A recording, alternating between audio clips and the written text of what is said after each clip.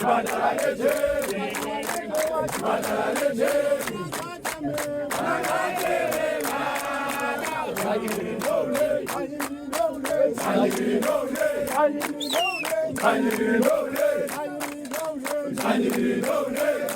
pray also for the kids.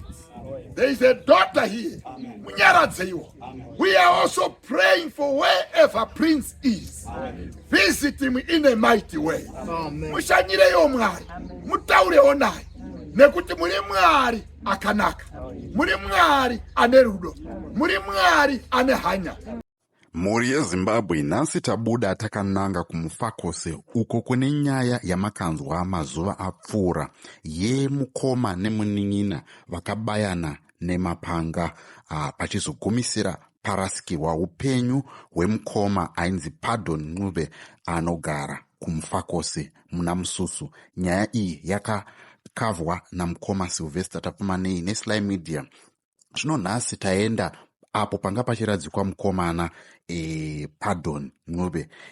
Tataura nehama neshamwari dzemunzvimbo iyi vachitipawo muono wavo pamusoro penyaya iyi kuti vanonzwawo sei pamusoro penyaya iyi, uyezve mukomana anonzi Prince uyu akabaya mukoma wake haasati awanikwa. Ngatinzwei kubva kune shamwari yaPardon uyo anga achiradzikwa munzvimbo yeZororo Cemetery kuchitungwiza. Ngatipindei muhurukuro yataita naye patanga tiri kumakuva. Muchakabva kwandiri ndingati akanga ari munin'ina, asi unin'ina hwake kwandiri ushamwari nekuti takakura tese. Ndofunga tazivana more than 25 years tiri tese chitamba tese. Akanga ari munhu akanaka Pardon. Handisi kutaura izvi nekuti haasisipo kana kuti afa. Ndiri kutaura kunaka kwake kwekuti kana vanomuziva vanopupura zvandiri kutaura. Akange ari munhu anonzwisisa kurarama nevamwe mukugarisana.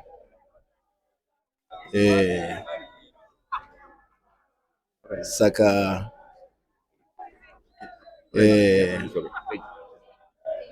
Pardon andirwadza mafiro ake.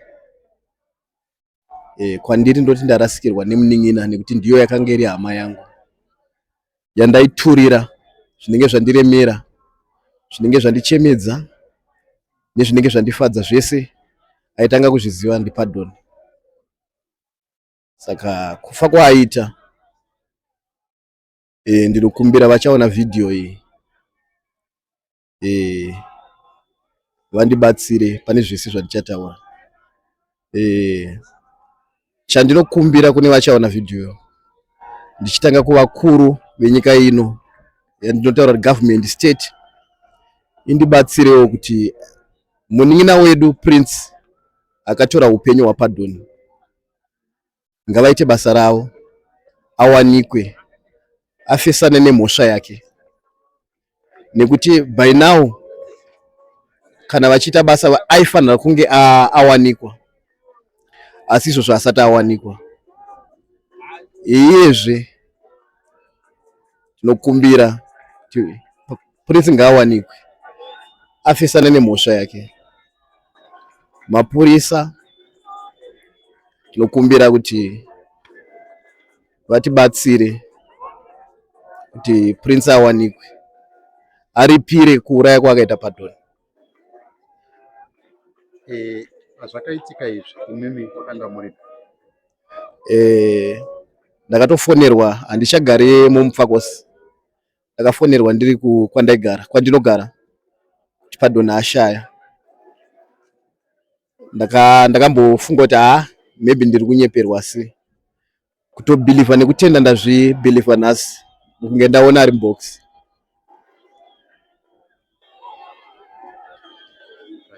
Munodawo kuti kuna Prince kana maybe akazosangana nevhidhiyo inoyi uyezve nekumhuri yePapa. Chandinototaura kuna Prince ndechekuti kunyange wakahwanda, kunyange wakatiza, Pardon haasi mhuka, munhu akasikwa nemufananidzo waMwari, chiri chido chaMwari. ndinongoti Pardon watasiya muno muzororo ngaarwe hondo dzake kusvika wabatwa. Ndinongoti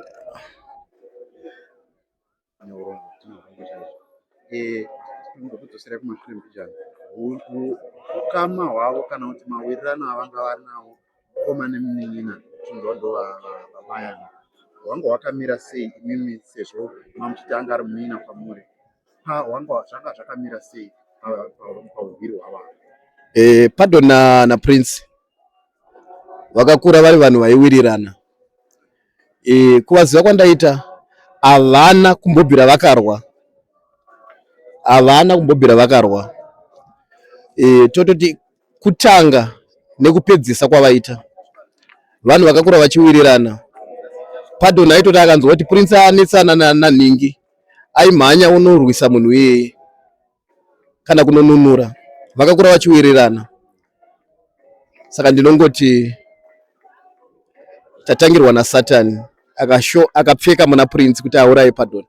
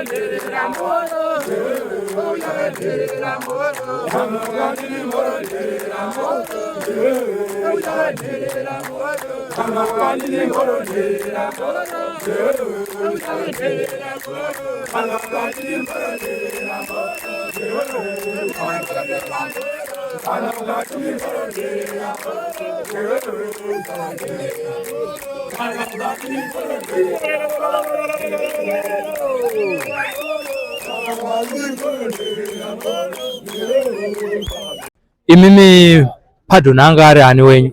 Aini Pardon anga ari shamari yangu, close friends. Maraundi ese airova mararamiro aita ndawanzosangana nayo kwaanenge achitsvagawo mari dzake nekuzoswera naye abva achibasa kwake Maizia Blast. Ndo mararamiro aita.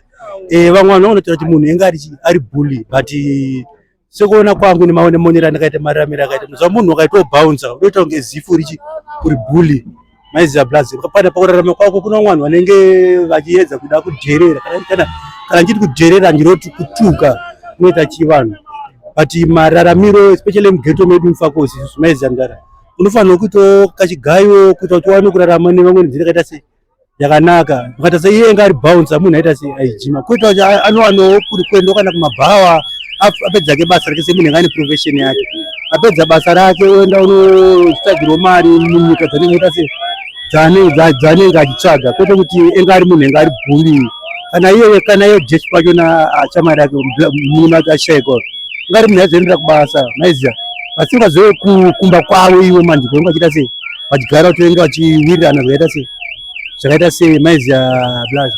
Imi yanga iri shamwari yenyu, zvakurwadzai zvakadii kuti nhasi uno tauya kuzosiya Pardon panapa pazororo pake nguva yake tingati yanga isati yakwana? Zvandirwadza, zvandibata mwoyo zvakanyanyisisa kuti munhu wekuti aenda kubasa pano nepapa most of the time taiswera naye pasunuka Maizia Blast, mungori maclose friends, swera naye pasunuka achiita zvaanenge achiita sei achiita Maizia Ndara. Pano kutambwa kuti magame nekuita sei iye after night ngoita zvinoita sei zvinenge achiita achitoti madhiriti kwake tochinja mari zvaita sei zvaita zvekuti zvandirwadza kuti chatoshota kuzotiwana mumwe munhu aizotipawo mari panenge tichinotozomudzosera hatisisina Maizia Blast kuti zvaita sei zvatibata munhu ndizvo. Alright, iwe sevanhu vanga vachivaziva vese mukoma nemunen'ena, ndezvipi zvaungataurawo zvinoita kuti vanhu kana tichinge tanetsana semukoma nemunen'ena or semafriends tingaite sei kuti tisolve zvinhu zvipasina kubayana nemapanga? Zvinozoitika manje ndezvekuti tinoda kukurudzira vanhu kunyanya panyaya yeviolence. War is not always the answer, Maizi Mdara. Of course kune ma-emotions anoita sei anowanika, maziva munhu unokwanisa kuti hasha, but kuzvininipisa kune pundutso, Maizi Mdara. Hondo haizivi unoita kuti zvinhu zviite sei zviende kumberi, ndokunyanya kunoita chakakosha humwe chete, Maizi Mdara, nekuregerera futi, forgiveness. Handiti ndizvo Mdara, kuregerera kunoita kuti zvinhu zvina zvizokwanisa kunatsoenda kuti kumberi zvakanyanya. Munhu anotadza but hazvirevi kuti unoramba wakasungira chigumbu, Maizi mukoma wangu. Ndozvaida kunyanya, munoti chinji war is not the answer. Violence hainambobvira yanaka kana kanhu one, Maizi Mdara. Mukatasa vanhu vanoita violence most of the times havararami makore akaita sei akareba, Maizi Mdara. Ini ndakakurira muFakosi Mdara, maka mune mabandits, Maizi Mdara, mahadhi chachewo vararama nzira dzimwe dzakaendawo nekumwe kunhu but havana kuita sei havana kurarama, Maizi Mdara.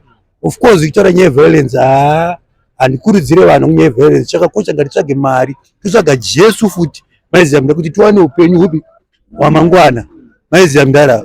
Iye zvinezvi muFakosi manyanya kufiwa mazuva mashoma, isi kunyanya gore rineri vanhu vari kuti chii chiri kumbotora nzvimbo muFakosi? Is it now a caged society yemuFakosi kana kuti chii? Vamwe vanotokomenda pacomment section vachiti muFakosi pamwe zviri muzita, imunotiwo kudi?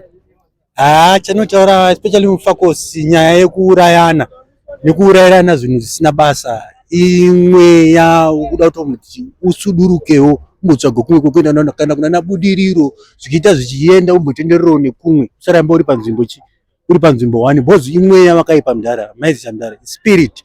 Hatifaniri kuramba tichipa futi ukana tirambe iri panzvimbo one, Maizi Blazi. Da kuti haimbosuduruka nyanya because imwe yavakaipa. Ndiani angazviita zvekusudurudza izvozvo? Inoita kuti imwe yasuduruke, especially isusu sema-ghetto youth, sevanhu vanogara munharaunda pachedu.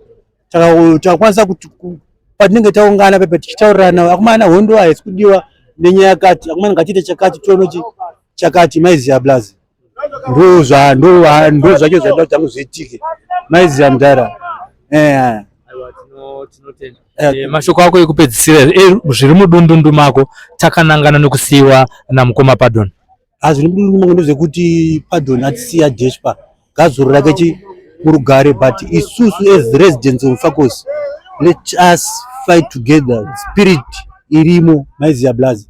Haizi mweya wakanaka, ngatisape mweya yakaipa, ngatisanyepera kuti arohwa nemutoriro kana kuti arohwa nemadrugs sematauriro avanenge vachiita iwo, kuinfluenza futi mweya wakaita sei wakaipa Mdara, Maizi. Bozi kuti mwana achaita mbavha ari kamwana kachakakura anoita mbavha, bozi muromo ndone simba, saka ngatisape ukana. Sati uyarohwa nemutoriro aiwa ibadness yaunenge uchiwedzera muupenyu hwevanhu, hazvidiwe, Maizi Mdara. Ndo zvada kutaura. Iyo panyaya yemadrugs iyo vamwe vatotaura kuti hongu tingasada kutaura nezvazvo, asi zviri kukonzera kuti vanhu vakawanda kana vachinge vadhaka vane vasina respect nevabereki neshamwari dzavo. Imunoti kudii nazvo? That's a lie Mdara. Doro rinodhaka asi haruye kumba kwako, Maizi.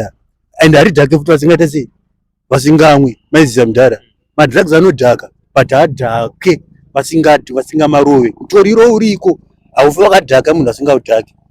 Usapembedze mweya wakaipa sezvandataura izvozvo. Usati yakarohwa nemutoriro. Of course ndakadhaka iyo chiregedza kundidenda nekuti ndakaita sei ndakadhaka. Unogona uri sober but iwe unogona kuita badness futi kukonzeresa kuinvoka. Zvachinoti kuinvoka chii Mdara? Kumutsa mweya yakaipa, kupomera munhu kana chinhu kuti auya akadai but mutoriro kudai, which is zvinhu zviri bad, Maizi Mdara. Alright, dai mashoko epesa, dai mukomana Prince ari kunzwa mashoko enyu, munoti kudii kwaari yezve zvokuti haasi kuonekwa ari on the run, mungati chii kwaari? Chandinotaura kuna Prince chekuti wakutura afowe mwana wamai wake, and ndikwanisa kuti Prince tiza, but you cannot run away from the truth, Maizi Mdara. Ndochokwadi. Thanks Mdara. Ibo.